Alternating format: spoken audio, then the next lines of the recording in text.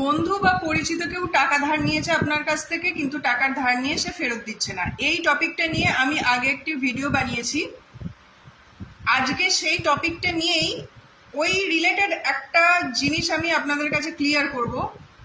সেটা হচ্ছে, আমি বলেছিলাম যে কেউ যদি টাকা ধার নিয়ে না ফেরত দেয়, তাহলে সেক্ষেত্রে কি করা যাবে। প্রথমে একটা মানি ডিমান্ড নোটিশ, যেটাকে বলে লিগাল নোটিশ বা মানি ডিমান্ড নোটিশ, আপনাকে পাঠাতে হবে অ্যাডভোকেটের থ্রু দিয়ে। এবং তারপরেও সেই যে 15 দিনের টাইম দেওয়া থাকবে, তার মধ্যে যদি সে টাকা ফেরত না দেয়, তাহলে তার এগেনস্টে মানি শুট করা যাবে।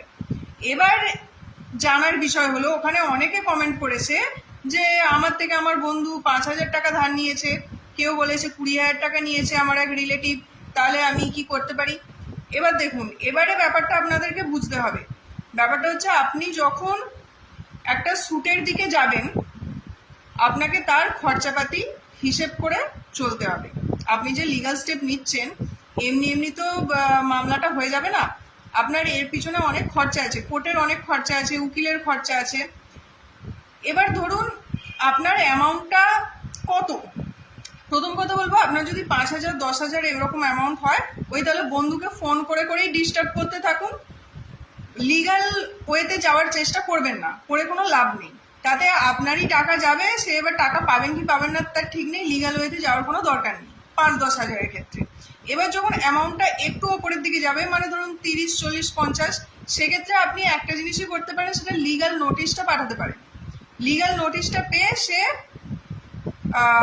মানে টাকাটা রিফান্ড করতে পারে। এবারে ধরুন আপনার ওই কস্টিং ওই 30, 40, 50 এই টাকাটাই আপনি ধার দিয়েছেন কাউকে। আপনি ভাবলেন যে আমি তার এগেনস্টে মানি স্যুট ফাইল করব, সেটা কিন্তু আপনাদের না করাটাই মঙ্গল হবে। তার কারণ হচ্ছে, কোর্টে ফাইলিং এক্সপেন্সেস একটা আছে, উকিলের খরচা আছে। দ্বিতীয় কথা হচ্ছে, শুধু কোর্টে ফাইলিং এক্সপেন্সেস নয়, কোর্টে একটা কোর্ট ফি জমা দিতে হয় মানি স্যুটের জন্য। সেটা অ্যামাউন্টের ওপর ডিপেন্ড করে। সেটা আমি মানে পার্টিকুলারলি এইভাবে বলতে পারবো না, যার যেটা অ্যামাউন্ট তার ওপর ডিপেন্ড করবে। যে একটা মানি স্যুট ফাইল করতে গেলে অন্যান্য মামলায় কিন্তু এই কোর্ট ফিটা দিতে হয় না, মানে একটা লামসাম অ্যামাউন্ট কোর্টে ডিপোজিট করতে হয়। অন্যান্য মামলার ক্ষেত্রে যেটা করতে হয় না, শুধুমাত্র মানি স্যুটের ক্ষেত্রে এবং আরও কিছু কিছু স্পেসিফিক স্যুটের ক্ষেত্রে করতে হয়। আমি বলছি মানে মানি স্যুটের জন্য আপনাকে অবশ্যই কোর্ট ফিটা পেমেন্ট করতে হবে।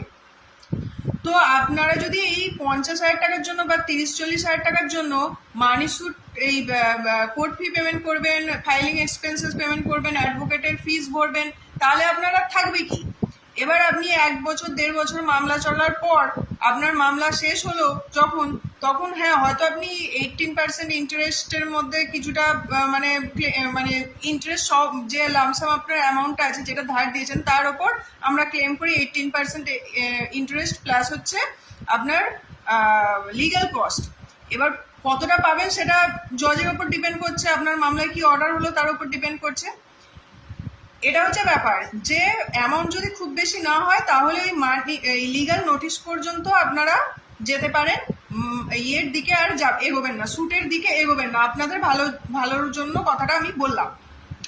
কিন্তু অ্যামাউন্টটা যদি বেশি হয়, মানে ধরুন 2 লাখ, 3 লাখ, 5 লাখ বা তার অ্যাবভ, কোটি টাকার ওপরে তো কোনো কথাই নেই, তাহলে তো আপনাকে স্যুটে যেতেই হবে, স্যুটে না গিয়ে উপায় নেই। হ্যাঁ, মানে আমি বলছি কি, টাকাটা যেন 1-2 এর ওপর হলে বা মোটামুটি 1.5-2 হলে, তাহলে আপনার একটা তবু কস্টিংয়ে আসবে যে আমি এইটার এগেনস্টে মামলা করতে পারি। কিন্তু যারা ওই কমেন্ট করছিলেন না, আমি 20,000 টাকা ধার দিয়েছি, হ্যাঁ জানি, মানুষের কাছে 10 টাকারও দাম আছে। আমি একজনকে 500 টাকা দিয়েছি বা 100 টাকা দিয়েছি, তার মানে এই নয় যে ওটা আমার ফ্রি এর টাকা।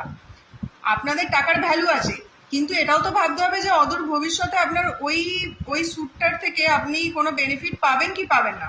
তো এটা মাথায় রাখবেন। আমি ছোট করে বললাম, এত কথা তো বলা সম্ভব না, ছোট করে বললাম। অ্যামাউন্ট যদি খুব কম হয়, তাহলে লিগাল স্যুটের দিকে না যাওয়াই ভালো, ডিমান্ড নোটিশটা করতে পারেন, স্যুটের দিকে না যাওয়াই ভালো। আর যদি অ্যামাউন্ট একটু হাই হয়, তাহলে ওই স্যুটের দিকে যান। তবে হ্যাঁ, এর পরেও লাস্টে একটা কথা বলে রাখি, যদি স্যুটটা ধৈর্য ধরে আপনি শেষ করতে পারেন, টাকা আপনি 100% পাবেন, এবং তার সাথে একটা ইন্টারেস্ট অ্যামাউন্ট এবং লিগাল কস্ট সেটাও রিকভারি করার চান্স আছে। এটা মানে একদম পুরো পাবেন।